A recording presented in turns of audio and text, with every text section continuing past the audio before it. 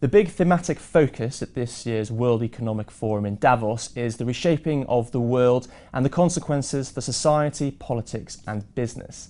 Well, joining me now to give us his take on what to expect at this year's event is our chief economics commentator and a Davos veteran, Martin Wolf. Martin, the dominant focus of discussions in Davos in previous years has been the crisis. Do you think that this year's event will be focusing more on how the world responds to new challenges? Yes, clearly they want to get beyond the crisis focus, which has first become really quite boring because it's been going on really for 7 years, and partly because there's a sense that it is now in the past. We are talking about recovery.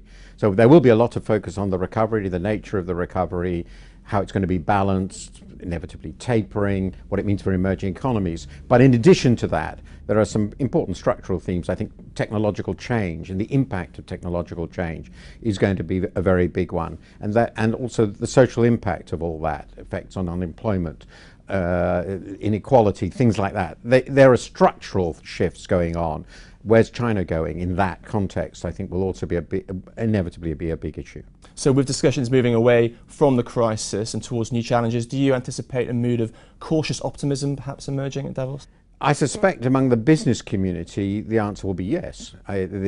Business is doing great. Profits are up. The financial sector has recovered. I mean, there's still legacy issues. We can see this with all the lawsuits, but the financial sector has clearly recovered. There's confidence there. Europe seems to have sort of turned the corner a little. So everywhere seems to be growing. So I think the business elite will feel, yes, things are really looking up, and they're the people who are there. The policymakers are going to feel that they're not under the cosh of some nightmare that might befall them in the next week or two. That might be wrong, but that's what they're going to feel. So I think the general mood among the elite will be, my God, we seem to have got through it. And on the subject of the elites, a recent column of yours focused on the failure of elite leaders and how it can really threaten our future. And Davos is, of course, nothing if not a gathering of elite leaders. And what do you think will be the really key conversations that will be taking place in Davos among the elites? It's a very good question. Not only what it will be, but what it should be. I think what they ought to feel is they've made some pretty large mistakes. Particularly letting us get into this enormous financial crisis, this enormous Eurozone crisis. I mean, we are talking about the world's most sophisticated economies. They're supposed to be the leaders, and they allow themselves to get essentially smashed up. So they should feel pretty depressed about this. On the other hand, they have also shown themselves to have a very considerable capacity to manage these crises. We haven't gone into disaster. They could have been much worse.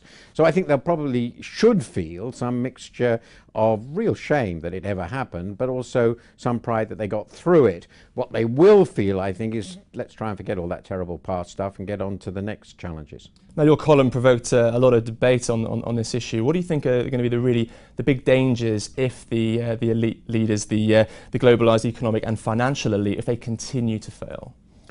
Well, I was actually thinking of even more broadly. There are some very big geopolitical issues. We can see this very clearly, and one should never forget, because we are commemorating 100 years from the start of the World War I, which is why I wrote this column, that there are still some very large geopolitical stresses out there. I'm particularly concerned about the relations between Japan and China.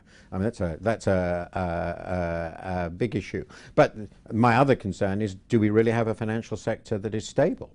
Yes, we've got through this. There have been some improvements, but I'm one of the people, and I'm involved in moderating a debate on this, who thinks, yes, our financial sector is very, very far from properly under control. There's this huge concern about shadow banking everywhere. It's just re-emerging. Do we really have a stable system? Is the Eurozone really a solid structure? I'm not at all sure that it is. So, and there are some very big questions about the dynamism of all our economies. Where's productivity growth coming from? That's even emerging economies have this issue. So I think there are some really big questions about whether we are doing quite as well as the elite think we are doing. And plenty of big discussions ahead at Davos next week. Of course, Martin Wolf, thank you very much indeed. And you'll be able to watch more video analysis from Martin and other FT commentators from Davos next week. That's at ft.com/Davos.